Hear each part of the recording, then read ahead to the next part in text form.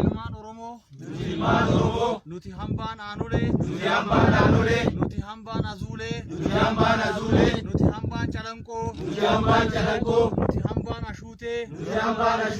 nuti hambaan Ashalamoo nama seenaa kenna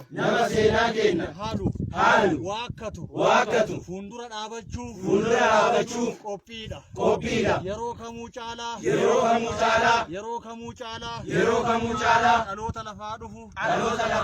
dhaloota lafaa biqilaa jiru warri hawwoleen kenna abboonni kenna harka itti muramanii harma itti muramanii biyya dabarsanii nuuf kennan hin barsiifanna ni eegganna biyya kenna seenaa kenna eenyullee nu tiksuu hin danda'u numatu tikfata qaamni Aanoleen balaaleffatu qaamni seenaa dabare balaaleffatu qaamni nugusa jedhee nutti dhaadheffatu hundaa ni balaaleffanna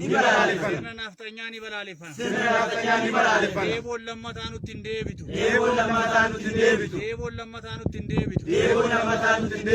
warri hambaa Aanolee taane seenaa duraanii ta'e hundaa komatti qabannee fuulduratti tarkaanfachuuf qophiidha waadaadha